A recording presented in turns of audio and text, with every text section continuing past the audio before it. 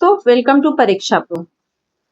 तो पिछले लेक्चर में हम लोगों ने ब्लूम टैक्सोनॉमी के बारे में पढ़ा था, जिसमें ब्लूम टैक्सोनॉमी के 3 डोमेन होते हैं, कॉग्निटिव, अफेक्टिव और psycho domain.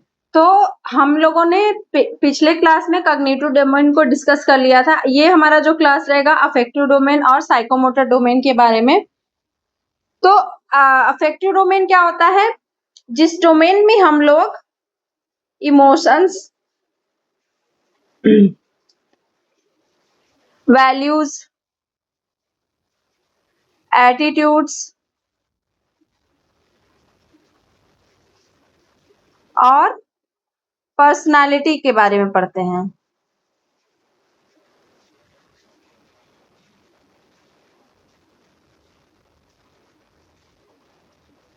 Development of personality और उन हिस्सों के बारे में बात करते हैं जो हिस्से हमारे बॉडी में हार्ट से, माइंड से ज्यादा हार्ट से इन्फ्लुएंस होते हैं। जैसे हमारे इमोशंस हो गए, इमोशंस पे दिमाग का कोई जोर नहीं होता है, वहां हार्ट का होता है। वैल्यूज, एटीट्यूड्स, तो ये क्या होता है? अफेक्टिव डोमेन का मतलब ये होता है।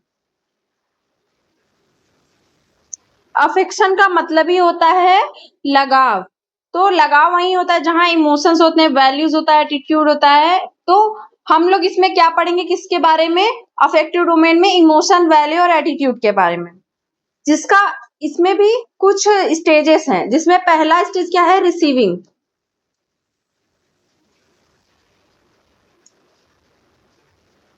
रिसीविंग क्या होता है?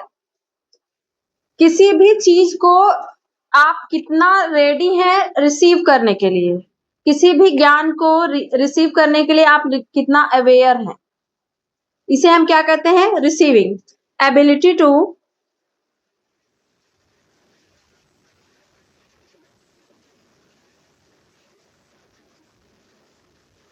inclination and readiness of learner to receive information. तो रिसीविंग क्या होती है? कि कोई भी लर्नर जो हम इंफॉर्मेशन उसको दे रहे हैं, वो उसको रिसीव करने के लिए कितना रेडी है। तो रिसीव करने के लिए हम आपको पढ़ा रहे हैं, तो आपको उसको पढ़ने के लिए क्या जरूरी? आप मुझे अटेंशन दो। वीडियो लगा के आप छोड़ दें और किसी तरफ आप म्यूजिक सुनते रहे या फिर किसी से बात करते रहे, तो आप वो मेरी जो कंटेंट है उसको नहीं रिसीव कर पाओगे। तो रिसीव करने के लिए सबसे जरूरी क्या है? अटेंशन होना, अवेयर होना, ध्यान से सुनना और ध्यान से देखना। और आपके अंदर क्या होनी चाहिए? विलिंगनेस होनी चाहिए, चाहत होनी चाहिए रिसीव करने की। ये क्या हो गया? रिसीविंग।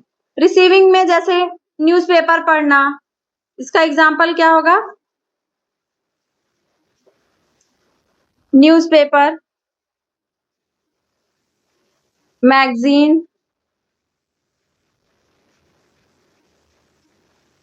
बुक, शोज, कोई भी चीज हम अपने इंटरेस्ट से कैसे देख रहे हैं, पेशेंटली बैठ के, इफेक्टिवली, अटेंटिवली बैठ के रिसीव करने में क्या होता है कि हम पेशेंटली और अटेंटिवली बैठ के सामने वाले को सुने, जो कि क्या हो सकता है? हमारे पेरेंट्स हो सकते हैं, सीनियर हो सकते हैं, फ्रेंड्स हो सकते हैं, या वो इंसान जो हमसे ज्यादा एक्सपीरियंस्ड। जैसे मैं आपको पेडागोजी पढ़ा रही हूँ, तो कहीं ना कहीं आपको ये पता है कि मैम हमसे ज्यादा जानती हैं, इसलिए हमें पढ़ा रही हूँ। तो रिसीविंग क्या होती है? एबिलिटी होती है एक्सेप्ट करने की, जो इंफॉर्मेशन सामने वाला आपको दे रहा है। अगला जो स्टेज होगा वो रिस्पॉन्डिंग। अब देखिए, हमने जो न्यूज था उसे रिसीव किया, लेकिन अगर मैं ये टॉपिक आपको पढ़ा रही हूँ, इसको पढ़ाने के बाद मैं आपको टेस्ट कराऊं, अगर आपके टेस्ट में अच्छे मार्क्स ना आए या फिर आप उस टेस्ट को सॉल्व ना कर पाओ, तो हम क्या समझेंगे? कि आपने जो मैंने पढ़ाया था उसको ध्यान से नहीं सुना है। तो रिस्पॉन्ड हम तभी करेंगे जब हमारा जो रिसीविंग है वो अच्छे से हुआ रहेगा। तो रिस्पॉन्ड से पहले रिसीव करना जरूरी है। तो लर्नर को क्या होना चाहिए? रिस्पॉन्सिव होना चाहिए along with receptive।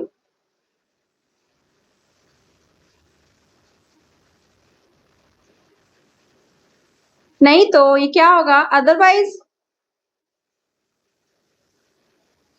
it will not serve the purpose। जैसे मेरा आपको पढ़ाने का पर्पस क्या है? अगर मैं आपको रिस्पॉन्डिंग के बारे में पढ़ा रही हूँ तो मेरा पर्पस क्या होगा कि जब आपके एग्जाम में ये क्वेश्चन आए तो आप इस क्वेश्चन को सॉल्व कर सके। इसे ही क्या कहते हैं? रिस्पॉन्डिंग। तो रिस्पॉन्डिंग बिहेवियर ये रिफ्लेक्ट करता है कि आपने कितना रिसीव किया है या फिर रिसीव करने का कोशिश किया है। Responding behaviour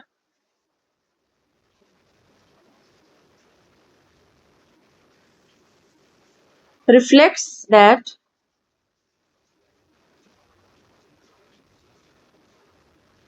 the learner are receiving or trying to receive।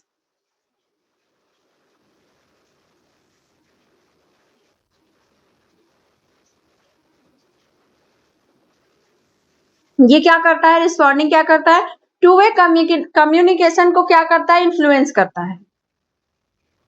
जैसे अगर मैं सामने आपको ये टॉपिक पढ़ाऊं तो आपको देख के मुझे ये समझ में आ जाएगा कि मैंने जो आपको पढ़ाया वो आपने रिसीव किया कि नहीं। आपके फेशियल एक्सप्रेशन से पता चल जाएगा। तो उसमें क्या होता है? जो कम्युनिकेशन होता है वो आगे बढ़ता है। अगर हम जो बता रहे हैं आपको वो समझ आ रहा है तो उससे क्या होगा? जो टू वे कम्युनिकेशन होगा वो बढ़ेगा। तो इसका एग्जाम्पल क्या होगा? स्टूडेंट का रिस्पॉन्स।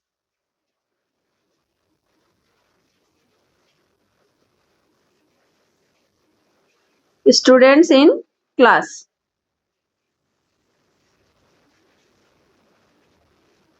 अगला इसका स्टेप होगा वैल्यूइंग।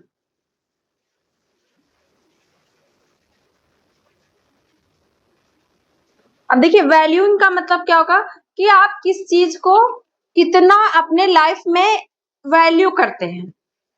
जैसे आपको अगर मैं कॉग्निटिव डोमेन पहले बता चुकी हूँ, अब मैं अफेक्टिव डोमेन पढ़ा रही हूँ। अगर आपको ये लगे कि कॉग्निटिव डोमेन अफेक्टिव डोमेन से ज्यादा इंपॉर्टेंट है तो आप पहले उसको पढ़ोगे। तो ये क्या इसमें क्या होता है? ये इंसान सोचता है मुझे ये इंपॉर्टेंट लगता है इसलिए मैं उसे ज्यादा वैल्यू करता हूँ। जैसे हमारे लाइफ में हमें लगता है जो पढ़ने वाले बच्चे हैं उन्हें लगता है कि फैशन से ज्यादा एजुकेशन इंपॉर्टेंट है। तो उनके लिए क्या होगा? एजुकेशन की वैल्यू ज्यादा है। तो वैल्यूइंग का मतलब क्या होगा? मुझे जो इंपॉर्टेंट लगे मैं उसकी वैल्यू करूं, वो होता है valuing.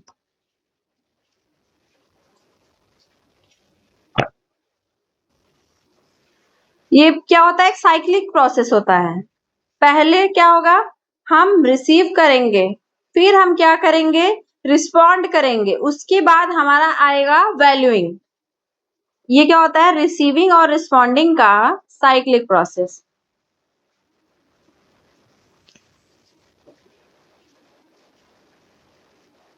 Learner are automatically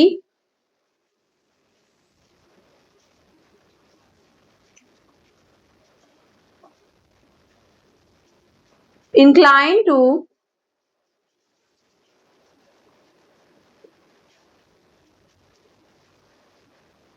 inclined towards taking value judgment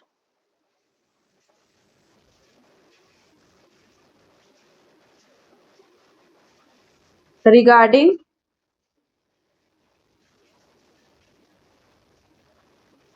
the things they are concerned with। जिस चीज के लिए उन्हें कंसर्न रहता है वो उसके लिए क्या करते हैं, वैल्यू जजमेंट रखते हैं।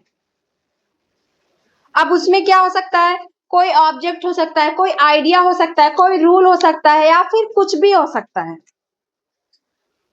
जैसे हमें क्या लगता है कि education, honesty,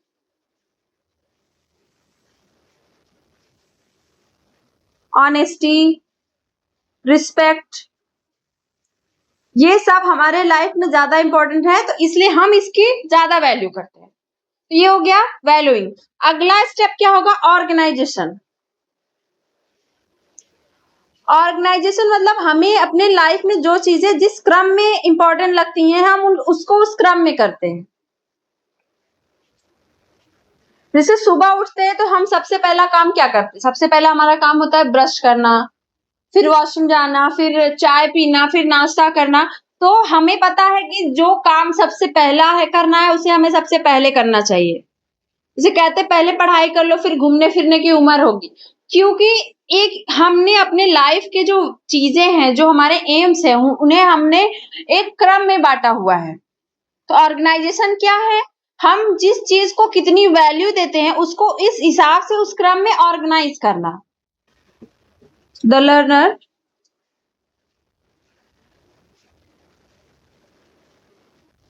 creates his own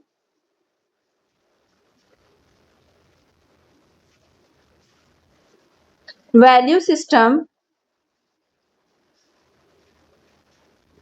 by organizing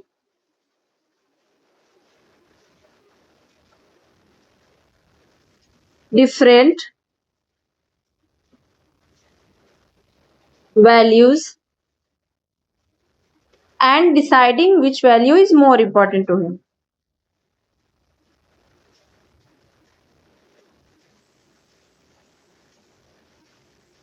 Which value is more important to him.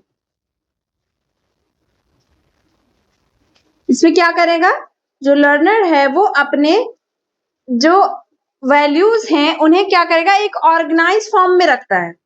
हम किस चीज को कितना अपने लाइफ में वैल्यू करते हैं। जैसे कि कुछ वैल्यूज हो गए लाइफ के, ऑनेस्टी और डिसिप्लिन, टाइम मैनेजमेंट, ये कुछ वैल्यूज हुए। लेकिन बच्चे को क्या पता है कि इन सभी में जो ऑनेस्टी और डिसिप्लिन है उसको हमें सबसे ज्यादा प्रायोरिटी देनी चाहिए। उसी के अनुसार चीजों को, जैसे हम डिसिप्लिन में रहेंगे तो टाइम मैनेजमेंट खुद ब खुद हो जाएगा। तो उसी हिसाब से जो व्यक्ति है वो अपनी वैल्यूज को प्रायोरिटी के हिसाब से ऑर्गेनाइज करता है। तो इसमें व्यक्ति क्या करता है कि अपनी जो खुद की वैल्यू सिस्टम है उसको खुद से ऑर्गेनाइज करके बनाता है। अगला जो होगा वो होगा वैल्यू कॉम्प्लेक्स या फिर कैरेक्टराइजेशन।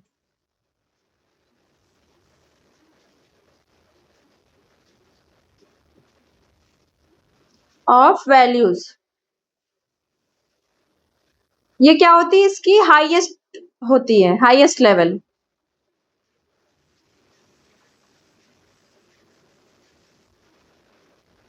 इसमें इंडिविजुअल क्या करता है, सेट ऑफ वैल्यू, एटीट्यूड और बिलीफ्स को क्या करता है, अपने हिसाब से सेट करता है। इसको हम सिंपल लैंग्वेज में क्या कर सकते हैं कि वैल्यू सिर्फ मानना नहीं होता है बल्कि उसे अपने कैरेक्टर का हिस्सा बना लेना। वो अपने ऊपर क्या, पिछले वाले में क्या कर रहा था कि वो वैल्यू का एक सेट बना रहा था, वैल्यू सिस्टम बना रहा था। लेकिन कैरेक्टराइजेशन में क्या करता है, वो अपने जो वैल्यूज उसने बनाई है वो अपने पर्सनैलिटी में उसको दिखाता है। जैसे ऑनेस्टी हो गया, तो बच्चा क्या करेगा, अपना हर बार एग्जाम जो हो ऑनेस्टी से, जैसे आप लोग का जो एग्जाम हो रहा है उसको आप लोग ऑनेस्टी से देंगे। क्लास में टाइम से पहुंचना, सहयोग की भावना होना, संरक्षण, पर्यावरण संरक्षण की भावना होना। तो ये सब क्या होता है?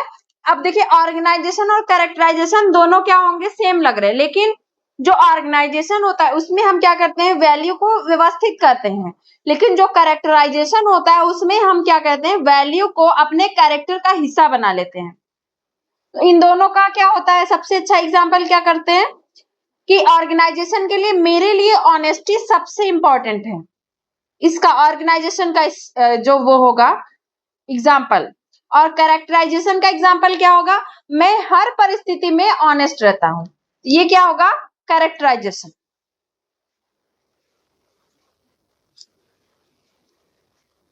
Value becomes a permanent part of person's personality and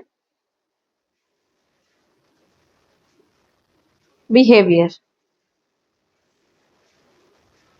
अब क्या करेगा? जो पर्सन है वो अपनी पर्सनालिटी में उन चीज को शामिल करेगा और उसी के अकॉर्डिंग कंसिस्टेंटली उसी हिसाब से बिहेव करेगा।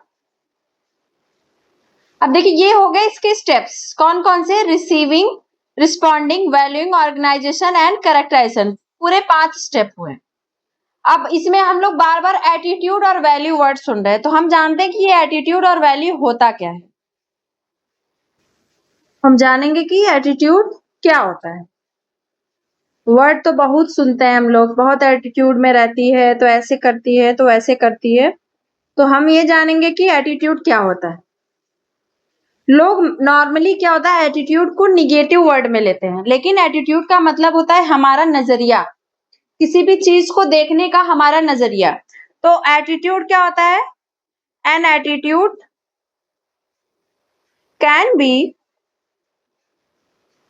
डिफाइंड एज ए पॉजिटिव और निगेटिव एवेल्यूएशन। हम किसी चीज को किस नजरिए से देखते हैं? किसी व्यक्ति को चुप रहने वाले लोग अच्छे लगते हैं, किसी व्यक्ति को चुप रहने वाले लोग घमंडी लगते हैं। कोई है ज्यादा बोलना पसंद करता है, कोई है कम बोलना पसंद करता है। तो वो हमारा खुद का एटीट्यूड है कि हम किस चीज को किस हिसाब से लेते हैं। People, object, event, activities, ideas और जस्ट अबाउट एनीथिंग।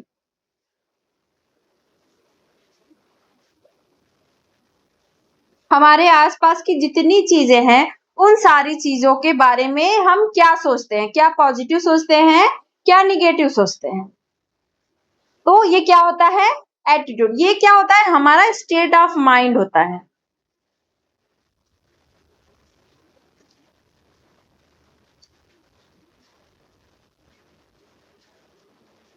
माइंड और फीलिंग। स्टेट ऑफ माइंड मतलब तुम्हें जो सोचना है वो सोचो, वो तुम्हारी दिमाग, तुम्हारी बुद्धि वहीं तक है। कहते हैं ना लोग, तुम्हारा जो दिमाग है वो यहीं तक सीमित रह गया। तो इसे हम क्या कहते हैं? State of mind. हमारे जो दिमाग का नजरिया है, हमारा जो पहुंच है वो कहाँ तक है, ये होता है एटीट्यूड। अब देखिए एटीट्यूड का मेजरमेंट हम कैसे करते हैं? हम देखिए ऐसी चीजें जिनको हम सिर्फ फील कर सकते हैं उनको हम मीटर, सेंटीमीटर, किलोग्राम, इन सब में तो नहीं मेजर कर सकते हैं। तो मेजरमेंट के लिए, इसके लिए डायरेक्ट और इनडायरेक्ट मेजरमेंट के लिए इंस्ट्रूमेंट बनाए गए थे।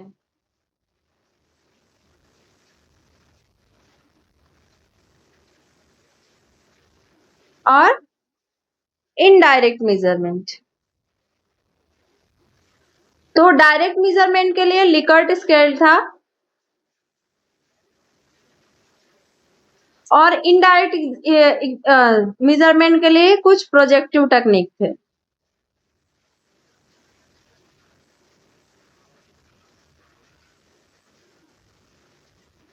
और इसमें लिकर्ट स्केल के साथ थर्स्टन स्केल भी होगा। तो हम लोग जानते हैं कि डायरेक्ट मेजरमेंट क्या होता है, इनडायरेक्ट मेजरमेंट क्या होता है। डायरेक्ट के नाम से ही पता चल रहा है जो चीज सीधे तरीके से हो।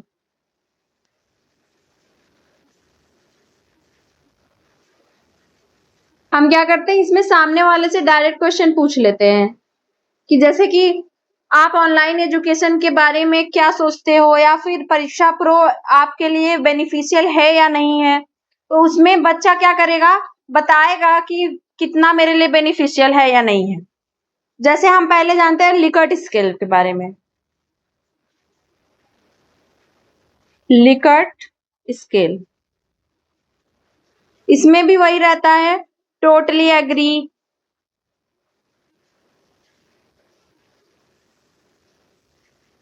स्ट्रांगली एग्री, एग्री, न्यूट्रल,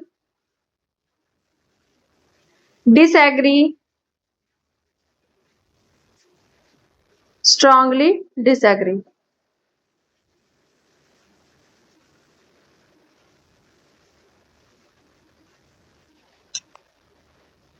देखिए लिकर्ट स्केल क्या होगा, व्यक्ति को अपनी राय देने के लिए लेवल ऑफ एग्रीमेंट दिए जाते हैं। जैसे हम बोल दें कि परीक्षा प्रो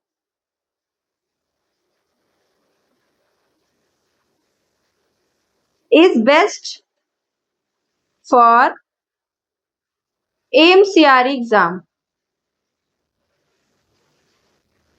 ये सिर्फ एक स्टेटमेंट है जो कि हमने सिर्फ बनाया है, इसका रियलिटी से कोई खास लेना देना नहीं। हाँ, हो सकता है इसमें रियलिटी, वो तो आपका नजरिया है। मैंने सिर्फ एक स्टेटमेंट बना दिया, उस पे आप अपना राय दोगे। जैसे स्टूडेंट अपना रिस्पांस देंगे उस पे। अब रिस्पांस में क्या दे सकते हैं, किसी बच्चे को क्या लगेगा, कोई बच्चा कहेगा मैं पूरी तरीके से एग्री करता हूँ, कुछ लोगों को क्या नई चीजें समझ आई होंगी तो वो बोलेंगे डिसएग्री, या फिर एग्री, न्यूट्रल। तो इस हिसाब से क्या दिया जाता है लिकर्ट स्केल में, वो मतलब एग्रीमेंट, लेवल ऑफ एग्रीमेंट या डिसएग्रीमेंट का एक उपयोग किया जाता है। ये क्या है, डायरेक्ट मेजरमेंट का टूल है। अगला है थर्स्टन स्केल।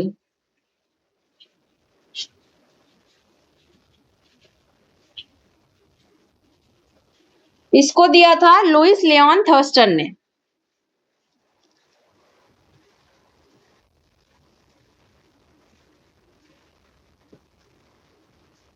थर्स्टन, इसमें क्या होगा कि बच्चों को न्यूमेरिकल रूप में उन्हें दिया जाता है। डिफरेंट स्केल वैल्यूज में जो स्टेटमेंट है वो दिया जाता है। Statement are given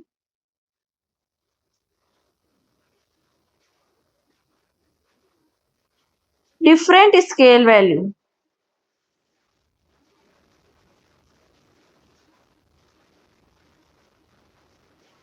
values and the respondent selects the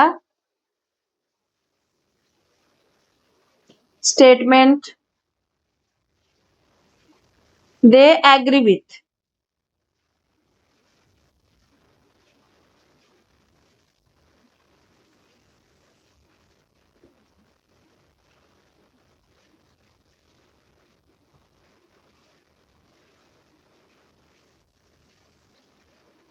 जैसे कि एक स्केल में दे दिया जाएगा 1 2 3 4 5 6 7 8 9 10 11। मान लीजिए आपको इसमें से स्केल में से क्या कर, एक स्केल पे चुनना रहेगा कि आप कितने मार्क्स देते हैं किसी क्वेश्चन को। कुछ स्टेटमेंट्स बनाए जाएंगे, जैसे कि स्टेटमेंट दे दिया गया एटीट्यूड टुवर्ड टीचर, तो इस हिसाब से आपको 1 2 3 4 ऐसे दिया जाएगा। तो कोई बोले teachers are unnecessary in modern education, teacher have very little influence, तो आप उस हिसाब से मार्क्स दोगे। Teacher are essential for overall development of student, तो आप जैसे मान लीजिए teacher are unnecessary in modern education, ऐसा नहीं होता है, तो इसमें आप 1 नंबर दोगे। Teacher has very little influence on learning, तो उसमें 3 मार्क्स, ऐसे मार्क्स दिया जाता है।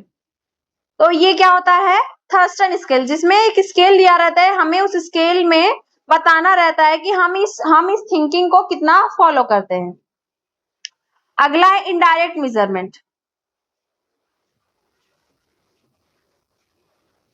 Indirect measurement.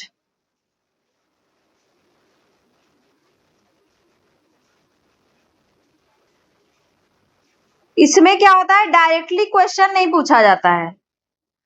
Do not ask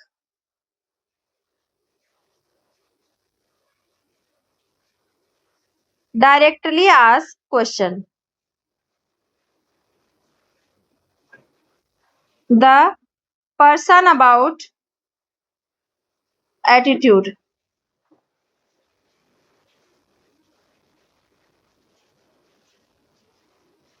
हम उनके रिस्पॉन्स से या फिर उनके बिहेवियर से जानते हैं।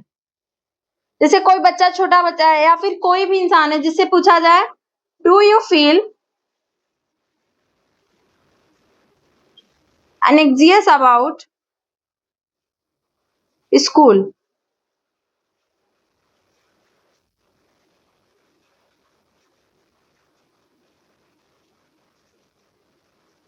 स्कूल, तो वो क्या करेगा, कोई पिक्चर दिखा के या फिर कोई स्टोरी बता के वो अपनी फीलिंग्स या एटीट्यूड को रिप्रेजेंट करेगा।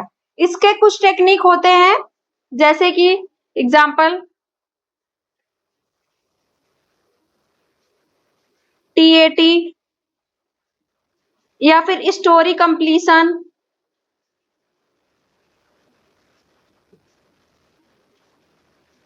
या फिर सेंटेंस कंप्लीशन। इसी से हम क्या करते हैं, सामने वाले की भावनाओं को समझते हैं। ये हो गया इनडायरेक्ट मेजरमेंट। अब अगला हमारा बचता है साइकोमोटर डोमेन।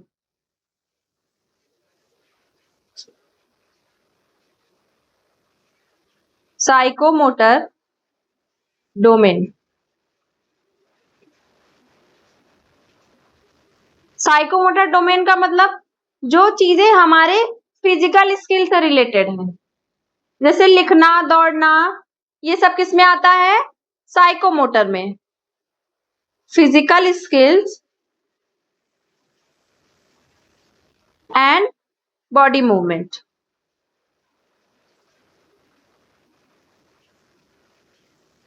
जैसे क्या होगा, राइटिंग, रनिंग, ड्राइंग।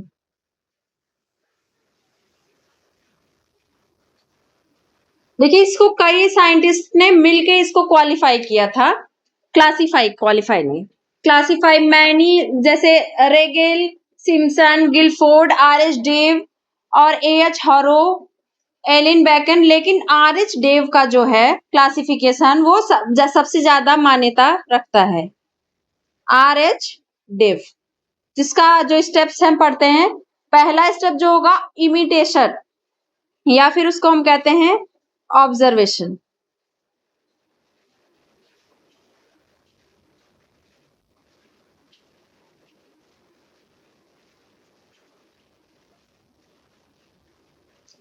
तो लर्निंग के लिए क्या होता है, हमें क्या होता है, साइकोलॉजिकली रेडी होना पड़ता है। कोई भी बच्चा शुरू से सीख के कोई चीज नहीं आता है, तो क्या होता है, बच्चे इससे हेजिटेट करते हैं जब कोई चीज नहीं आता है। तो सबसे पहले स्टेप क्या करते हैं, इमिटेट करते, किसी को देख के सीखते हैं। Person tries to do same by looking at someone else। बच्चा किसी चीज को देख के उसको फॉलो करे, उसे यही क्या कहते हैं, इमिटेशन ऑब्जर्वेशन। जैसे एग्जांपल, टीचर को देखकर बच्चा क्या करे, पेंसिल से डायग्राम बनाए। Making diagram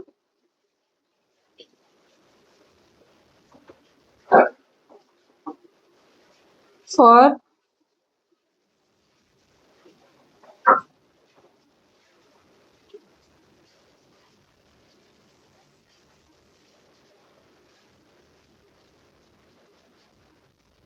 teacher.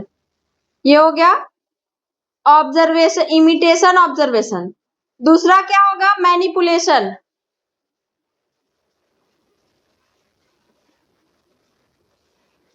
तो इसमें क्या होगा, मैनिपुलेशन का मतलब जैसा बोला जाए वैसा करना, डू एज पर इंस्ट्रक्शन। इसमें क्या होगा, जो पर्सन है वो सिर्फ देखने से नहीं करता है, अपनी वो जो स्किल है, जैसा उसको इंस्ट्रक्शन दिया जाए उस हिसाब से करे। जैसे साइंस लैब में टीचर बच्चे को इंस्ट्रक्शन देता है कि जो एलिमेंट्स हैं, जो कंपाउंड दिए हुए हैं, उनको इस कंपाउंड में इसमें मिलाओ, उसको उसमें मिलाओ, तो ये होगा वो होगा। तो ये हो गया मैनिपुलेशन, मतलब जैसा बोला जाए वह, जैसा इंस्ट्रक्शन दिया जाए वैसा करना। अगला होगा प्रिसीजन।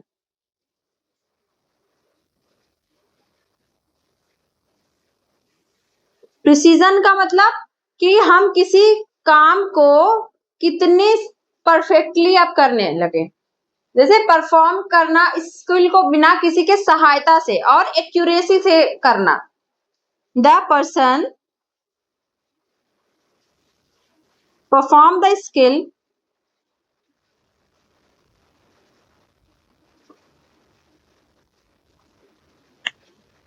विदाउट असिस्टेंस, मतलब किसी का बिना सहायता लिए।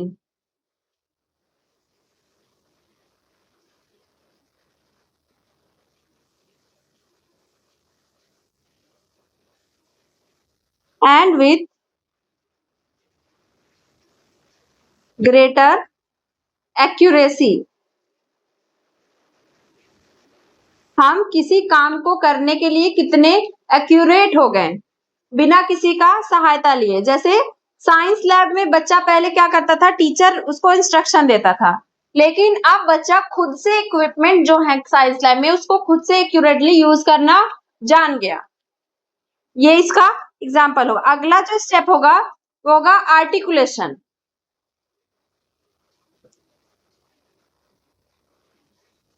आर्टिकुलेशन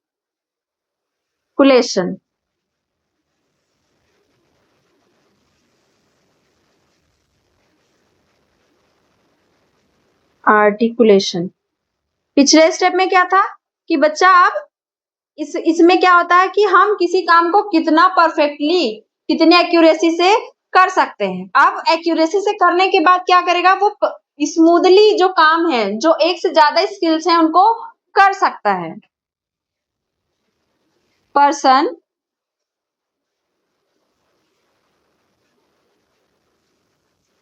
स्मूथली परफॉर्म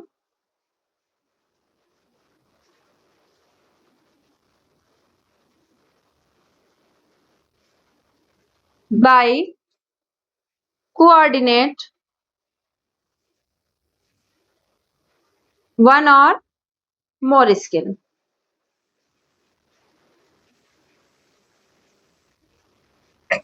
अगला इसका स्टेप क्या होगा, नेचुरलाइजेशन, सॉरी नेचुरलाइजेशन। नेचुरलाइजेशन अब क्या हो गया, इंसान नेचुरली उस काम को करने लगा बिना किसी कॉन्शियस एफर्ट को। जैसे कोई टीचर अगर पहली बार क्लास में आ रहा है तो पहले हम क्या करते हैं, टीचर को बोला जाता है कि प्रिंसिपल या फिर कोई और टीचर उसको बताता है कि मैम आपको ऐसे से पढ़ाना है। वो उसको क्या कहता है, सबसे पहले इंस्ट्रक्शन देता है, फिर वो टीचर धीरे धीरे क्या करता है, प्रिसाइज होता जाता है उस काम में, वो और अच्छे से करने लगता है। आर्टिकुलेशन में क्या होगा कि अब उस काम में उसने महारत हासिल कर लिया, वो अब स्मूथली उस काम को करने लगा।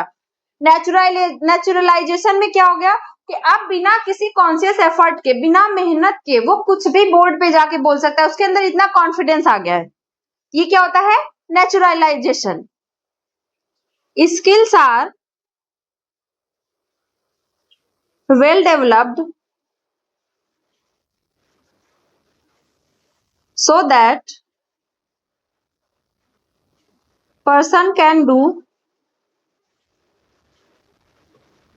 naturally। नेचुरली मतलब हम अपने स्वाभाविक रूप में रहे, उसमें कोई मिलावटी, कोई एक्स्ट्रा एफर्ट ना डालना पड़े, हमें ये चीज दिखा, हमें ये प्रूफ करने के लिए एफर्ट ना डालना पड़े कि हम अच्छे टीचर है, वो हमारे स्वभाव में दिख जाए विदाउट एनी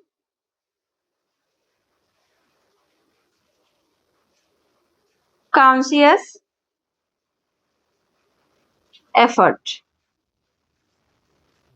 जैसे कोई अच्छा जो टाइपिस्ट होता है कीबोर्ड पे कितनी तेजी से एक्यूरेसी से अपनी उंगलियां चलाता है। ये हो गया हमारा तीसरा स्टेप साइकोमोटर। अब देखिए जो ब्लूम की टैक्सोनॉमी थी वो आई कब थी, ये जो डेट है ये भी याद कर लीजिएगा। आई थी वो 1956 में, उसको रिवाइज किया गया था 2001 में। तो उसमें टाइटल इसको क्या दिया गया था,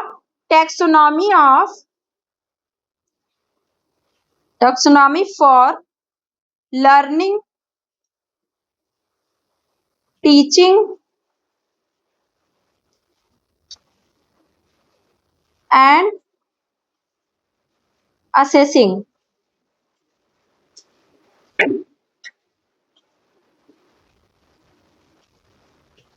और ये किया किसने था, तो जो रिवाइज टैक्सोनॉमी दोबारा आई थी वो Lorin W Anderson, David are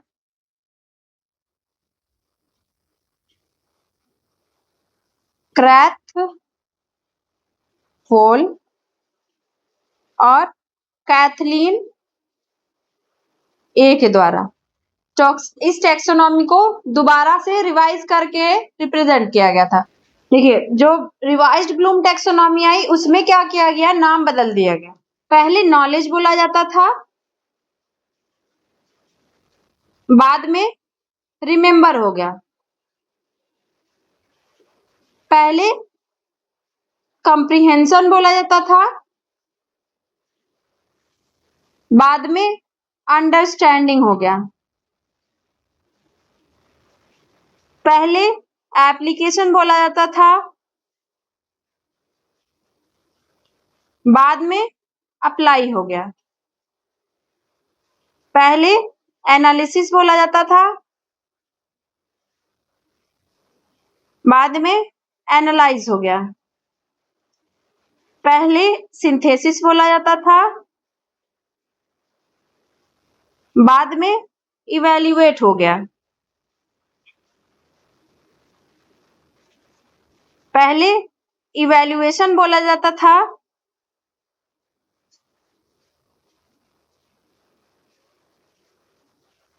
यहाँ पे क्रिएट होगा।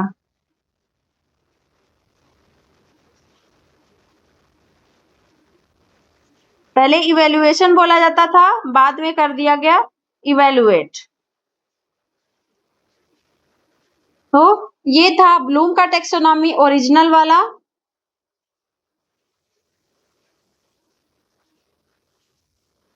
और ये था रिवाइज्ड वाला। तो हमारी ब्लूम की टैक्सोनॉमी आज पूरी खत्म हो गई, जो कि 2 क्लासेस में कंप्लीट हुआ है। दोनों क्लास आप लोग पूरा देखिएगा। जो तीनों डोमेन है कॉग्निटिव और अफेक्टिव और साइकोमोटर डोमेन, तीनों के बारे में मैंने आप लोग को अच्छे से पढ़ा दिया गया है। आई होप आप लोग को अच्छे से समझ में आया होगा। मिलते हैं अगले क्लास में। Thank you so much.